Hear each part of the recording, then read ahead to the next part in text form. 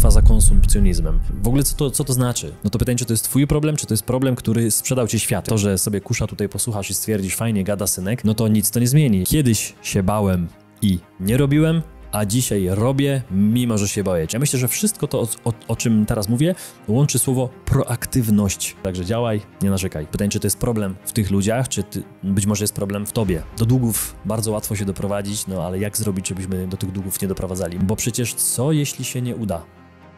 A co, jeśli się uda? Cześć, z tej strony Grzegorz Kusz, witaj na kanale. Dziś odpowiem na kilka pytań, które pojawiły się ostatnio w ankietach, o których wypełnienie poprosiliśmy. No, nie znam tych pytań, to jest najważniejsze, że one teraz będą czytane, a ja ich wcześniej nie widziałem, więc proszę o wyrozumiałość, postaram się jak najlepiej odpowiedzieć, także zaczynamy. Jak olać tę całą gonitwę ludzi za pieniędzmi i wiecznym konsumpcjonizmem? No właśnie, jak olać?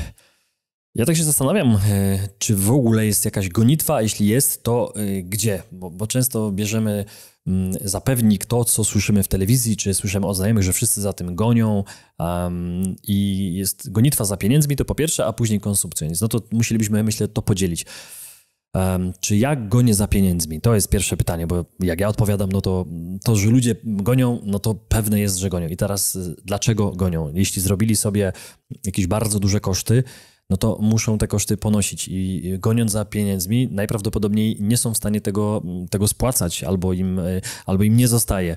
Jestem świeżo po nagrywaniu odcinków dotyczących aktualnych cen najmu nieruchomości w największych miastach i wiem, że w Warszawie kawalerka kosztuje prawie 3000 zł, 2900 dokładnie, plus media. To są takie ceny. W Gdańsku za 4-pokojowe czy za 3-pokojowe mieszkanie trzeba zapłacić 5 do 6 tysięcy złotych. No i teraz pytanie, czy na pewno, jeśli musisz gonić za pieniędzmi, ja bym tak odpowiedział, że gdzieś tam jest problem, bo nikt nam nie każe gonić za pieniędzmi i to jest tak jakby ta pierwsza część odpowiedzi na to pytanie, więc zadaj sobie pytanie, czy na pewno musisz mieszkać w centrum miasta i płacić tak dużo pieniędzy, bo ktoś by mi powiedział, no Grzegorz, ja muszę pracować w tym miejscu. Okej, najpierw miejsce może zostać, ale czy musisz mieszkać w takim dużym mieście, gdzie wszystko jest drogie, dużo droższe niż poza miastem? Jeśli nie musimy dojeżdżać do miasta, co też generuje ogromny koszt, jeśli dojeżdżamy samochodem i do tego płacimy jakieś miejsca parkingowe, to jest pewnie znowu na paliwo i parkingi 1000, jak nie więcej miesięcznie, więc to są znowu pieniądze, które nie są przeznaczane i nie są zarabiane na twoje życie, tak to trzeba powiedzieć, bo nie są zarabiane dla ciebie na twoje życie i na przyjemności, a gdzie tam inwestycje, tylko są zarabiane na razie na rachunki. No popatrz na to w ten sposób. Ja to teraz analizuję, tak jak ci mówię, nie znałem tych pytań, więc mieszkając w bardzo dużym mieście wydajesz 3000 na kawalerkę, 1000 zł na paliwo i parkingi, więc trzeba zarobić najpierw 4000 zł, żeby mieszkać w samym centrum, czy tam blisko centrum i dojeżdżać do pracy, więc to moim zdaniem jest duże nieporozumienie i na pewno sytuacja, którą można zmienić. To jest pierwsza rzecz. Mieszkając gdzieś dalej i nie musząc dojeżdżać, czy płacąc mniej, a pracując zdalnie, na pewno można się nad tym zastanowić. To jest pierwsza moja myśl, która mi wpadła. Druga rzecz, gonitwa za konsumpcjonizmem. W ogóle co to znaczy? Pytanie, czy to jest twój problem? Jeśli ty, osoba, zadałeś, no to pytanie, czy to jest twój problem, czy to jest problem, który sprzedał ci świat? Ja to zawsze tak mówię. Bo ja na przykład nie mam problemu z konsumpcjonizmem. Wydaję pieniądze, wiem na co, ale staram się zastanawiać nad każdym wydatkiem. Nie znaczy, że jestem kimś, kto jest dusi groszem i nie wydaje na rzeczy, bo wydaję na rzeczy i muszę wydawać, no bo taki mamy świat, że koszula się zepsuje, to trzeba ją kupić nową i ona nie kosztuje 5 zł, tylko kosztuje 100 zł czy 200 zł i trzeba to wydać. Jak chcesz kupić dobre buty w góry, to też musisz wydać 500 czy 1000 zł, żeby to były dobre buty w góry. Ale dobre buty w góry kupione za 500 czy 1000 zł będą z tobą pewnie 5 albo 10 lat. Więc to nie jest też wydatek, który masz co miesiąc.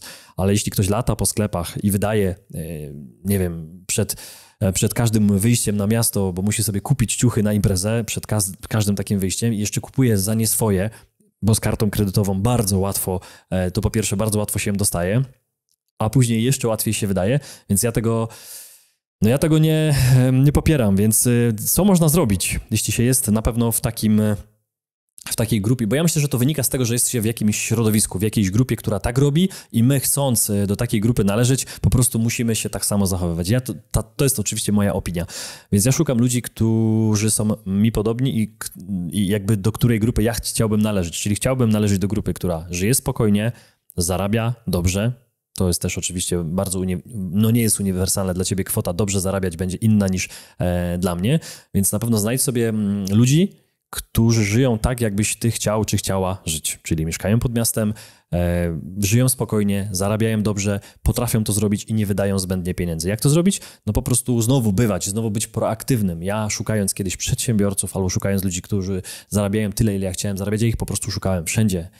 Na różnych spotkaniach, wyjściach, wszędzie. Po prostu byłem na różnych spotkaniach biznesowych, spotykałem przedsiębiorców, zaczepiałem ludzi z dobrymi samochodami, rozmawiałem i pytałem ich, co oni robią, gdzie bywać, jaki biznes robić, czy w ogóle właśnie robić biznes, jak ja byłem na etacie. Więc ja myślę, że ty musisz pójść dalej i poszukać ludzi, którzy żyją, jeszcze raz się powtarzam, którzy żyją w taki sposób, jak ty chcesz żyć. No a jak opanować wydawanie, czyli konsumpcjonizm, no bo rozumiem, konsumpcjonizm to jest zbytnie wydawanie. To, że dzisiaj musimy wydawać wszyscy na życie, to jest pewne, ale pytanie, czy musimy wydawać więcej niż mamy, albo niż chcielibyśmy? No nie, ale pierwsza rzecz to jest wzięcie kartki długopisu, napisanie sobie sytuacji, w jakiej jesteśmy, czyli realnie ile zarabiamy, tak, ile nam wpływa do budżetu, jakie mamy kredyty, długi, to jest druga sytuacja, czyli kartka na pół, ile mamy, ile nam wpływa i ile wydajemy tych podstawowych kosztów i jakie mamy długi. Czy mamy długi, jakie mamy karty, w jakiej jesteśmy sytuacji, to jest najważniejsze. Potem druga strona kartki lub ta druga część, w jakiej sytuacji chcielibyśmy, żeby było nam komfortowo finansowo. I potem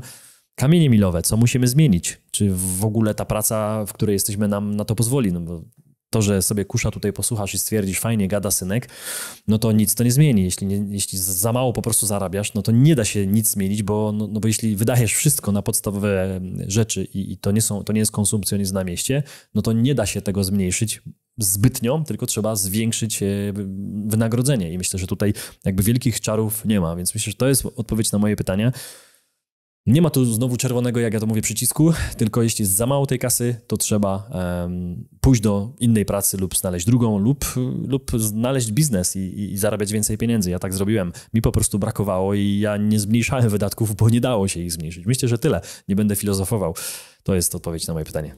Jak najlepiej poradzić sobie ze strachem i wymówkami w głowie, że się nie uda albo nie jest to dla mnie i tym podobne? Tak jeszcze odpowiadając na to pierwsze pytanie, okazało się, że czerwony przycisk jest za mną, więc jak ktoś by chciał pisać w komentarzu, że jest ten przycisk czerwony, to tak, jest, ale w życiu go nie ma i trzeba próbować. Odpowiadając na pytanie drugie, jak sobie poradzić ze strachem? To jest łatwe dla mnie pytanie, mimo że tego nie znałem, ale kiedyś ktoś już mnie o to pytał i pytał mnie, dlaczego, jak ja to robię, że ja się nie boję i działam. No i tu jest prosta odpowiedź.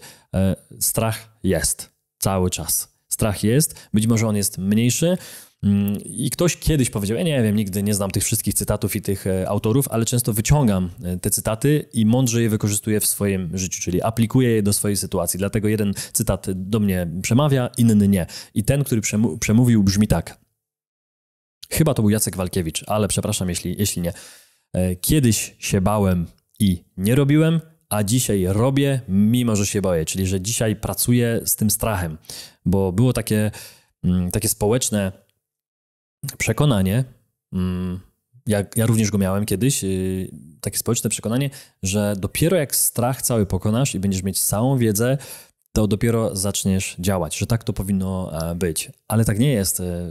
Ten strach, przedsiębiorcy szczególnie, przedsiębiorcy, który ma ogromną odpowiedzialność za swoje wynagrodzenie, za swój czas pracy, za obowiązki, które sobie musi sam.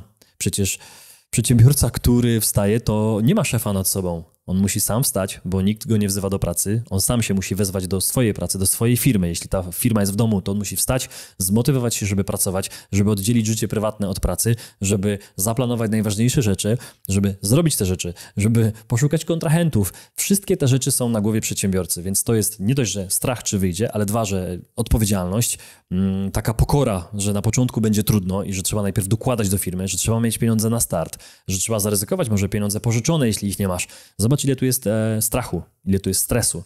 Ale jeśli ktoś mi dzisiaj powie, że biznes to jest łatwa praca, no to najprawdopodobniej nigdy nie miał firmy. Więc ja powiem, że to jest trudna praca, ale warta tego trudu, warta tego stresu i warta tego strachu, który jest i z którym przez długie lata na początku ten biznes się robi.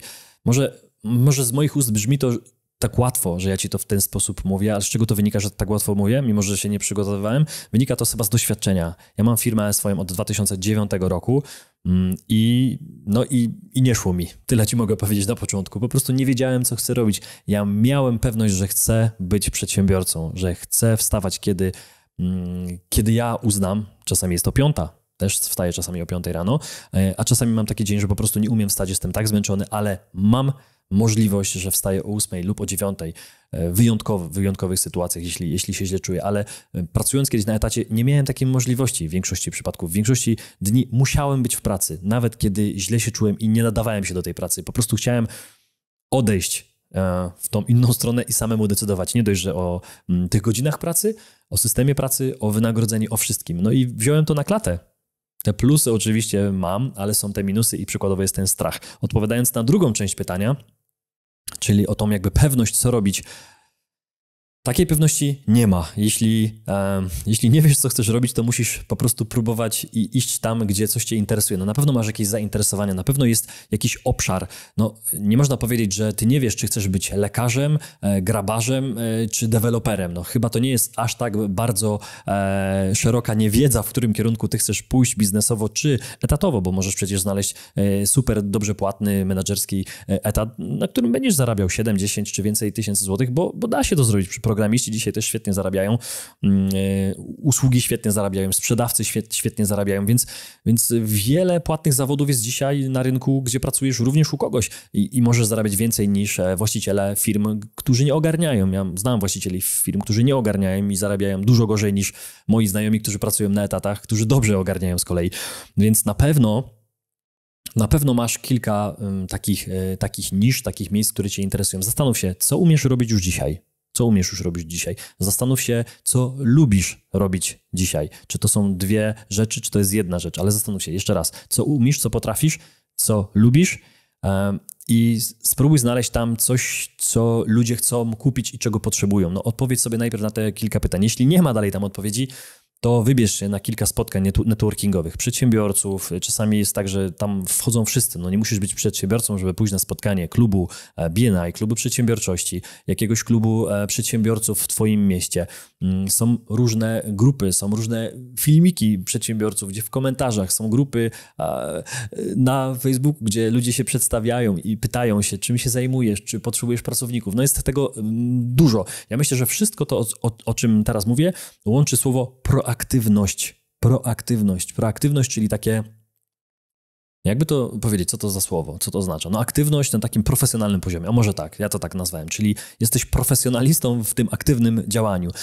Jak ktoś mi mówi, że nie ma pracy i szuka pracy i wysłał jedno CV i czeka, no to ja mogę powiedzieć, powodzenia, na pewno nic się nie wydarzy, ale jeśli jesteś profesjonalistą, ja kiedyś nagrałem taki jeden film, jak szukaliśmy z moim kolegą Łukaszem pracy i myśmy profesjonalnie podeszli do tego, czyli to była proaktywność w szukaniu dobrego etatu, ale my 8 godzin dziennie szukaliśmy tego etatu. 8 godzin dziennie, czyli Łukasz pracował codziennie nad tym, żeby znaleźć pracę. Miał oczywiście taki komfort, bo nie pracował w ogóle, czyli nie był w pracy, bo jak jesteś 8 czy 10 godzin w pracy, to nie masz tyle czasu. No ale dobrze, to jakiś przykład dałem. Rozgadałem się, myślę, że wiesz, o co chodzi. Bądź proaktywny, proaktywna. Jeśli jesteś mało aktywna czy mało proaktywna, to znajdziesz słabą pracę. Słabą lub w ogóle jej nie znajdziesz. Lub będziesz szukać tam, gdzie wszyscy, bo większość ludzi, zwróć uwagę, większość ludzi naprawdę daje minimalny wysiłek do zrobienia. Ludziom się nie chce. Większość ludzi jest leniwa, większość idzie po najmniejszej linii oporu. Dlaczego jest dobrze zarabiających, dobrze wysportowanych, zdrowych ludzi mniejszość? No bo wszędzie, w każdym tej części życia trzeba włożyć duży wysiłek i czas, żeby dobrze żyć zdrowo, żeby mieć dobry związek, żeby dobrze wyglądać i trenować na siłowni, żeby mieć sportowe wyniki super, to tam są lata, żeby mieć biznesowe sukcesy, tam są lata poświęceń i działania. Także znowu się trochę rozgadałem, ale myślę, że nie masz mi za złe. Tak to wygląda. Mówi do ciebie przedsiębiorca już 13-letnim doświadczeniem, no, że trzeba po prostu zasuwać, zapierniczać godziny, lata, zrobić dużo więcej niż inni etatowcy najpierw, menadżerowie, a potem jak chcesz konkurować z przedsiębiorcami, to musisz zrobić więcej niż twoja konkurencja, twoi konkurenci na rynku przedsiębiorcy. Musisz po prostu być bardziej kreatywny, zrobić więcej prób, więcej błędów, więcej telefonów, więcej sprzedaży i wszystkiego, żeby mieć lepsze efekty. No tak to wygląda. Ufam ciągle niewłaściwym ludziom, którzy na końcu mnie okradają lub ląduję z problemami i długami. Jak to zmienić i gdzie popełniam błędy? Okej, zaufanie w biznesie jest bardzo ważne, jest kluczowe. Myślę, że mogę odpowiedzieć tutaj też poprzez wgląd na to, że takie doświadczenia miałem, te takie negatywne. I jaki był mój pierwszy błąd? Pierwszy błąd mój był taki, że nie miałem kapitału. Znaczy to nie był błąd, po prostu wynikało to z tego, że zaczynałem biznes i nie byłem do niego przygotowany. Otwierając swoją pierwszą firmę miałem na koncie 25 albo 28 tysięcy złotych. To były po prostu moje oszczędności, a nie pieniądze na otwarcie firmy. To były moje oszczędności na życie. Czyli otwierałem firmę, nie wiedziałem, co chcę robić. To jest pierwsza rzecz, to co powiedziałem kiedyś już wiele razy. Chciałem być przedsiębiorcą, ja chciałem czuć się szefem swojego całego dnia, chciałem być panem swojego kalendarza. Nie wiedziałem kompletnie, co będę robił, czy będę sprzedawał, czy będę pracował dla kogoś jako jakiś taki pośrednik. Totalnie jeszcze nie wiedziałem co. Interesowały mnie nieruchomości, trochę finanse. Na początku nagrywaliśmy samochody, mieliśmy YouTube'owy program, gdzie nagrywaliśmy samochody, które dostawaliśmy z salonów do testowania. Laliśmy paliwo za swoje pieniądze studenckie jeszcze wtedy, czy postudenckie już jakoś tak to było i totalnie nie zarabialiśmy. Więc naprawdę robiliśmy różne rzeczy, ale co ja chciałem wtedy robić? No chciałem po prostu być przedsiębiorcą i byłem przekonany, że tak zaczynam. Więc te pieniądze miałem na koncie niewielkie, ale zacząłem. No i wrócę tu właśnie do tego zaufania, że na początku miałem swoją firmę i byłem sam na JDG, a później, kiedy już chciałem robić większe biznesy, no to był ten wspólnik mi potrzebny, tak mi się wydawało. W zasadzie był mi potrzebny jakiś kapitał większy, no i tego kapitału nie miałem. I błędem moim po czasie zrozumiałem, że nie muszę oddawać połowy swojego przedsiębiorstwa, swojego biznesu, swojej spółki. Nie muszę oddawać 50%, w ogóle nie muszę oddawać, ale tego nie wiedziałem. No i nie musisz oddawać osobie żadnej, żeby mieć kapitał. To jest główny powód, nie jedyny, ale główny powód często dzielenia tej spółki na pół. No tak się mówi, że spółkę potrzebujesz mieć z kimś, ale tak się utarło w wielu przypadkach, że bierze się drugą osobę, której oddaje się 50% biznesu, często biznesu, której ta osoba nie rozumie. To jest w ogóle jakiś absurd, ale spotkałem kilka takich sytuacji, gdzie ten wspólnik wnosił tylko kapitał, którego ta pierwsza osoba nie miała, a ta pierwsza osoba rozumiała ten biznes i ona jakby robiła tam deal, z którego 50% zabierała ta druga, tylko dlatego, że wnosiła kapitał. No trochę absurdalne. Dzisiaj to rozumiem, że pieniędzy na rynku jest dużo od inwestorów, którzy mogą po prostu wejść kapitałem na zasadzie jakiejś pożyczki, no bo chcą zainwestować pieniądze i dogadać się na jakiś procent roczny i to wszystko, ale nie muszą mieć nawet udziałów w tej firmie, a co dopiero 50%. Więc pierwsza rzecz, że tego nie trzeba robić. To ja to zrozumiałem po moich błędach biznesowych i po takim doświadczeniu, które ja miałem. Ale co z tym zaufaniem? No właśnie, no to jest kwestia tego, że trzeba odpowiednich ludzi spotkać. Trzeba ich spotkać.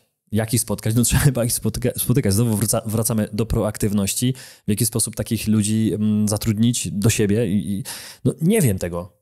Bo na pewno znam sytuację również u siebie, że źle podjąłem te decyzje, mimo że wydawało mi się, że to są dobre decyzje.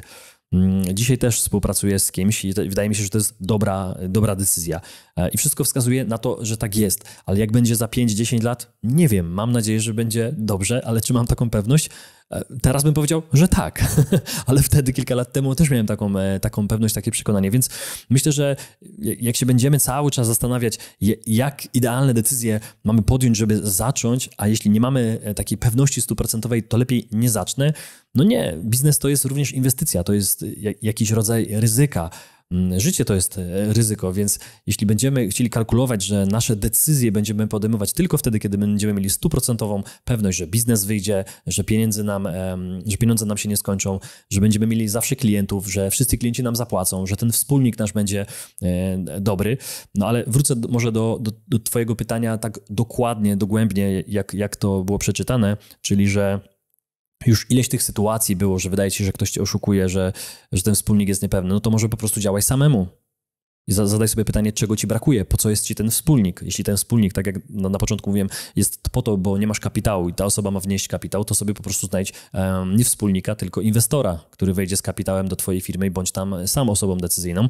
Druga rzecz, jeśli to nie są pieniądze, tylko coś innego, no to znowu zadaj sobie pytanie, jaka to jest kompetencja, którą miałby wnieść wspólnik, którego się boisz, bo no, nie masz zaufania i uważasz, że ktoś cię tam wykoleguje. No to znowu, jaka to jest kompetencja? I tą kompetencję możesz znaleźć na zewnątrz, w firmie zewnętrznej, która będzie dla ciebie świadczyć usługi, które mógłby ten wspólnik robić w firmie, albo jest to jakaś, nie wiem, jakiś know-how, jakaś wiedza. No to najprawdopodobniej da się dzisiaj to też znaleźć na zewnątrz, zlecając, ale nie oddając połowy firmy. Tak myślę, tak mądrzej ja bym dzisiaj zadziałał, ale zastanowił się, dlaczego ten wspólnik jest tam konieczny, jeśli ten strach u ciebie sprawia, że nie robisz żadnego ruchu. Kwestia zbyt dużego zaufania, no też jest, ja zawsze to mówię, takie lusterko, nie? Lusterko, czyli przystaw sobie lusterko, no i tam co widzisz? No tam są odpowiedzi na wszystkie pytania, czyli tam jesteś ty.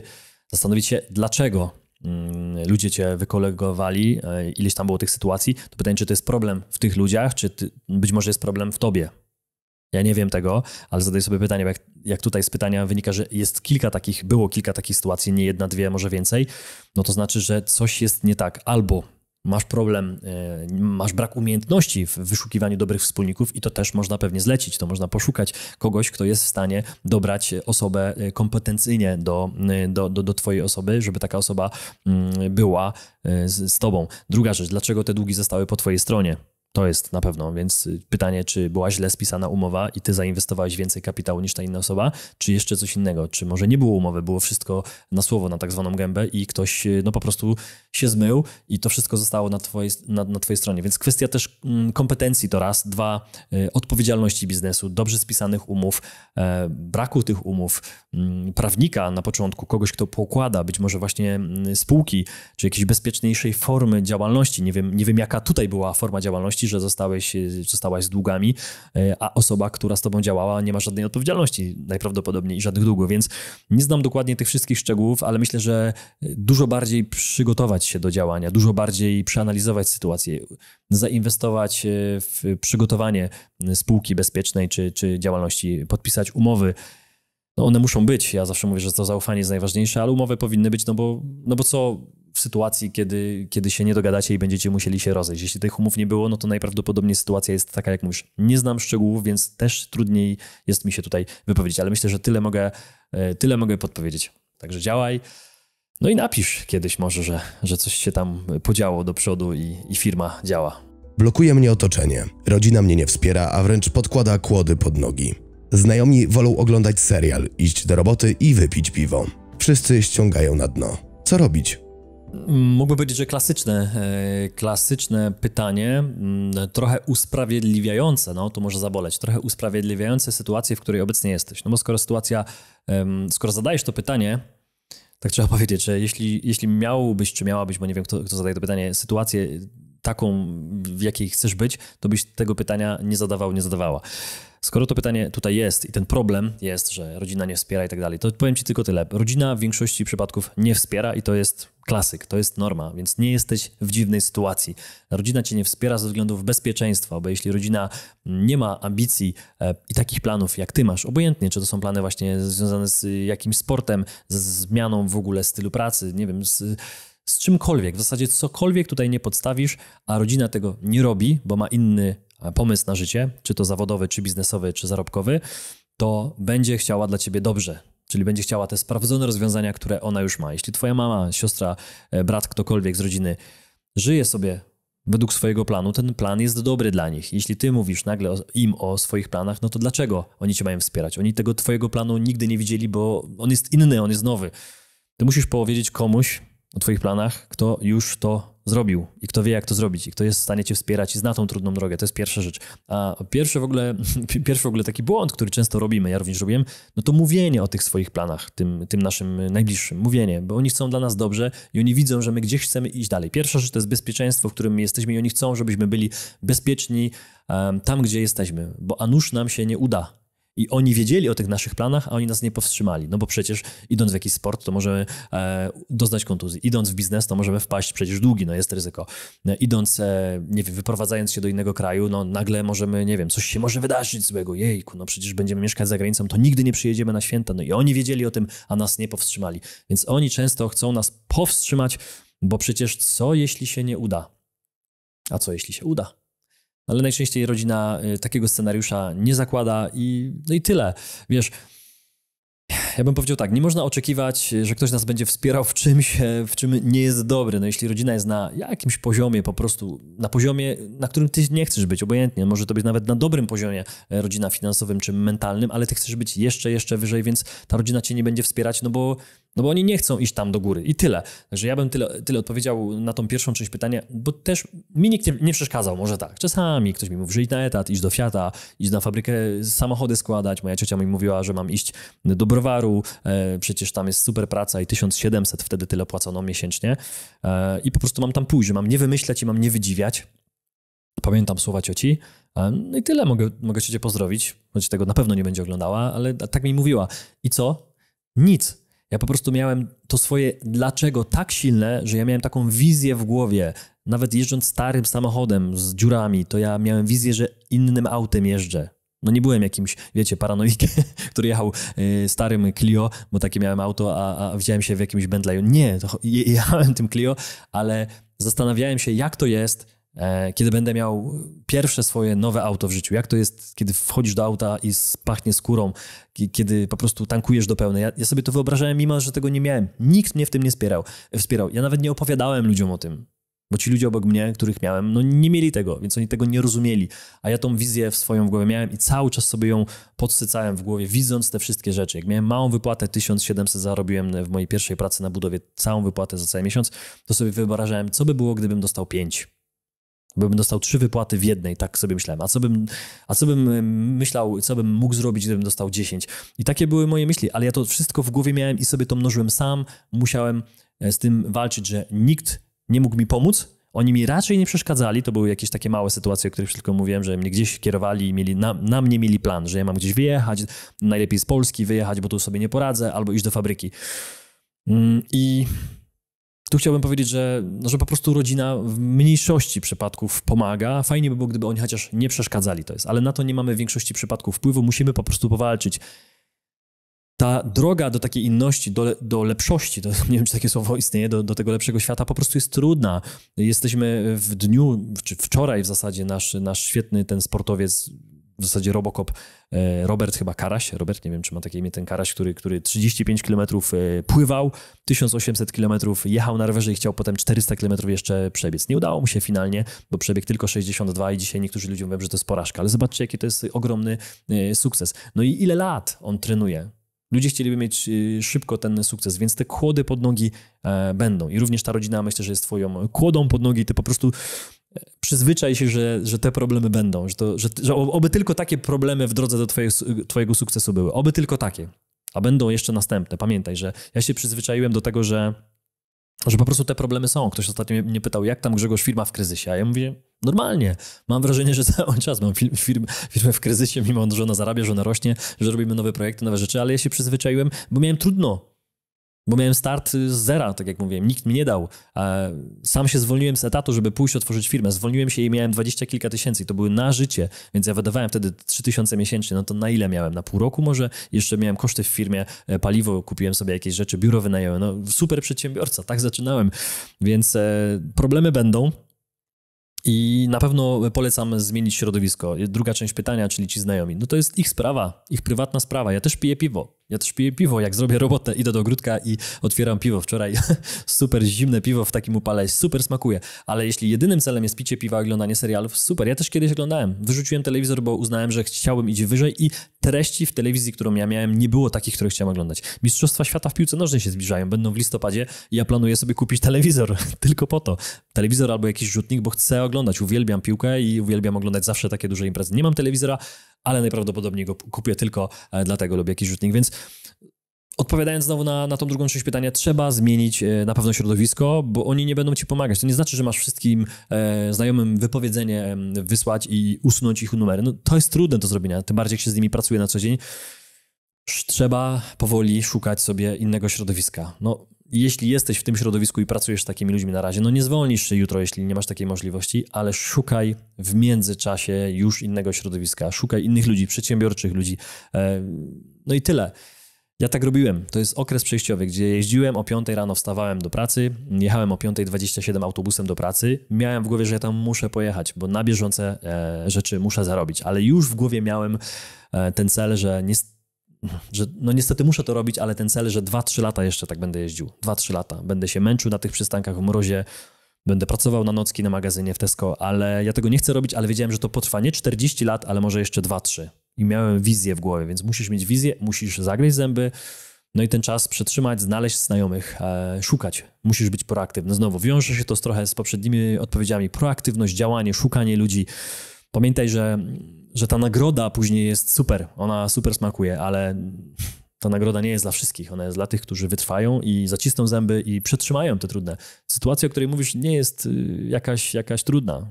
Wielu tak ma, w zasadzie bym powiedział wszyscy. A zobacz, jakbyś powiedział, że jesteś niepełnosprawna, nie masz nóg, nie masz rąk. Jak Nick Wójcic, który jest przedsiębiorcą i bez nóg, bez rąk, bez ograniczeń. Także myślę, że wielu ma gorzej niż ty, także działaj, nie narzekaj. Lecimy do przodu.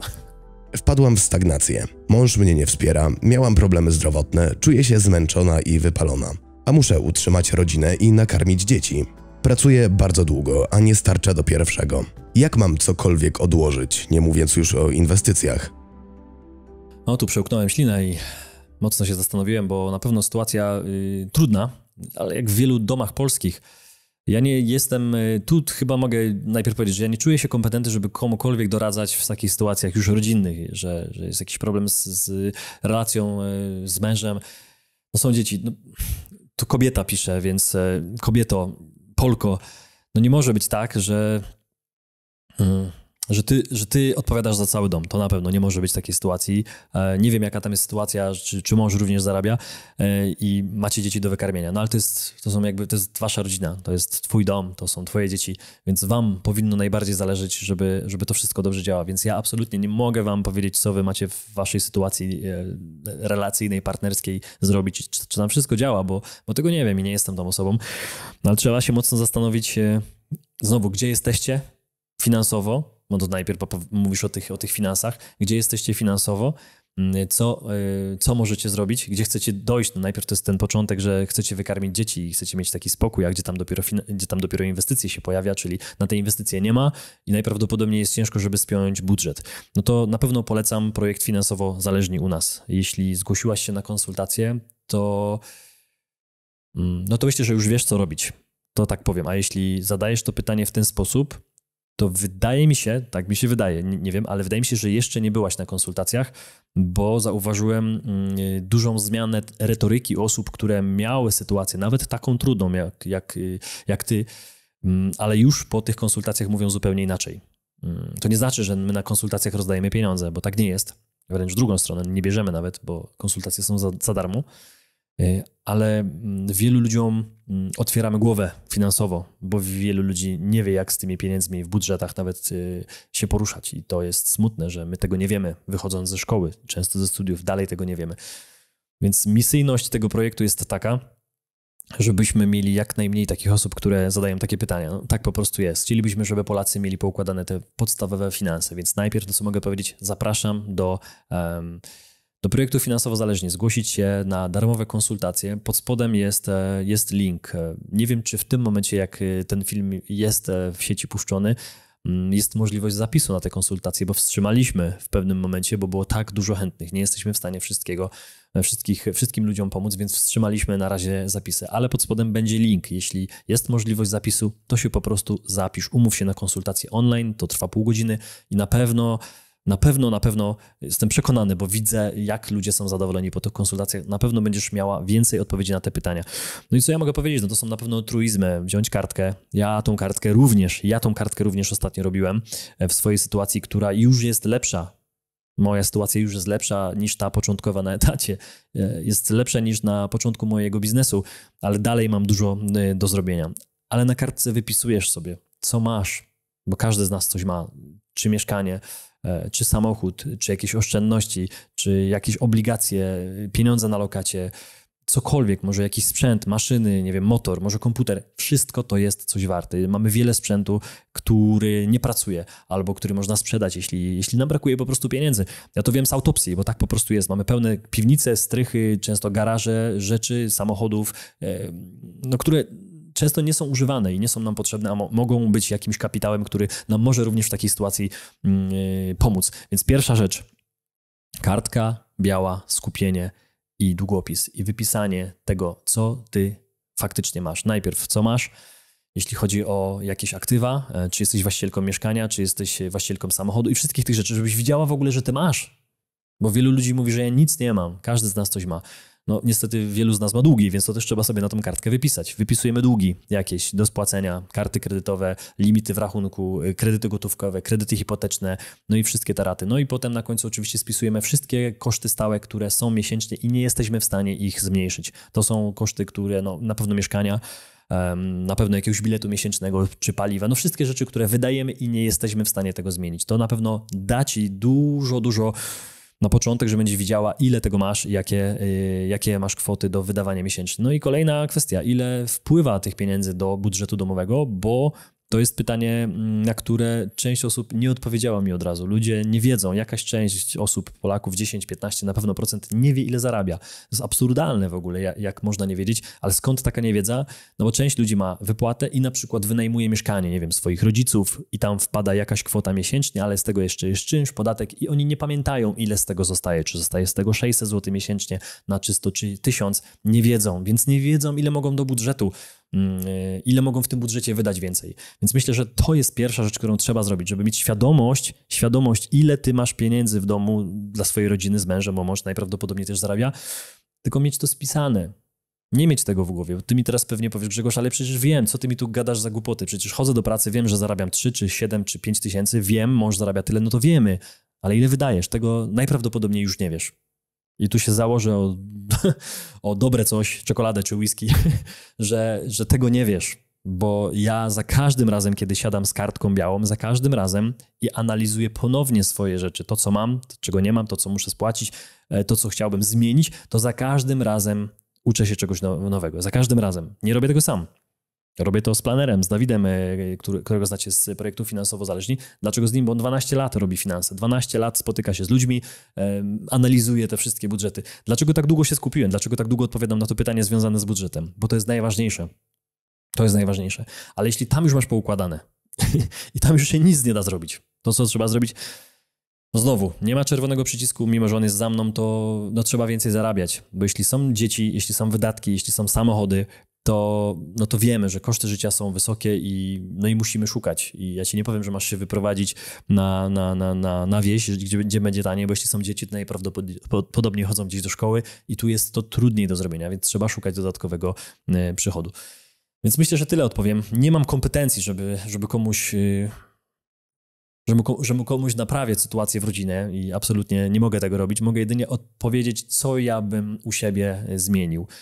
Taki rachunek sumienia finansowy na początek, rozmowa z partnerem, z partnerką na pewno zawsze o tym, że to jest jakby wspólne gospodarstwo i wspólnie podejmujecie decyzje, wspólnie konsumujecie, więc wspólnie powinniście problemy rozwiązywać, no ale to przecież wiesz, więc trzymam kciuki, daj znać proszę, przede wszystkim coś zrób, bo to, że wiemy, że mamy zrobić to pierwsze działania, zakasać rękawy i jakieś działania doprowadziły do tej sytuacji, która dzisiaj jest. To na pewno i to trwało lata, więc teraz trzeba na pewno tygodnie, miesiące, a może nawet lata pracować wspólnie, żeby do sytuacji doprowadzić lepszej. Także trzymam mocno kciuki, żeby sytuacja była lepsza i działaj Polko i daj znać, jak sytuacja. Okej, to już wszystkie pytania. Mam nadzieję, że chociaż 1% naszych widzów, a przede wszystkim ci, którzy te pytania zadali, bo to są pytania z ankiety, którą ostatnio daliśmy pod filmem tym jubileuszowym, więc to są problemy i pytania Polaków, takich jak ty i ja, którzy mieszkają w Polsce i mają rozterki finansowe, ekonomiczne. wszelakie i żebyście byli spokojni, że to jest normalne, że to jest część życia. Dla tych, którzy już mają trochę więcej lat, to oni się śmieją z tych naszych pytań, tych moich odpowiedzi tym bardziej i myślą sobie, co wy wiecie. Ale myślę, że jeśli zadajecie takie pytania, to znaczy, że macie tą potrzebę. Nie bójcie się, piszcie w komentarzach o swoich różnych pytaniach, rozwiązaniach, co ważne, bo wielu z was przecież słyszy te pytania i sobie myśli, no co to za problem? Przecież żaden to problem. No to odpowiedz w komentarzu, jak taki problem rozwiązywać. Być może miałaś podobne, jak można sobie rozwiązać te problemy, jak nie doprowadzać się do tych problemów, co ważne, bo do długów bardzo łatwo się doprowadzić, no ale jak zrobić, żebyśmy do tych długów nie doprowadzali? My ten kanał prowadzimy właśnie po to, żebyśmy mówili o inwestycjach, jak pieniądze pomnażać, jak chronić przed inflacją, ale najważniejszy to jest ten pierwszy punkt, jak mieć te nadwyżki, żeby inwestować. No to najpierw trzeba poukładać swój budżet domowy, swoje finanse, swoją głowę, mieć też świadomość, wiedzę, żeby móc zarabiać, bo jeśli zarabiasz mało, no to nie jesteś w stanie inwestować. Także musimy się tu edukować wszyscy razem, więc dziękuję za dzisiaj. No i co? Do zobaczenia znowu. Trzymaj się, cześć.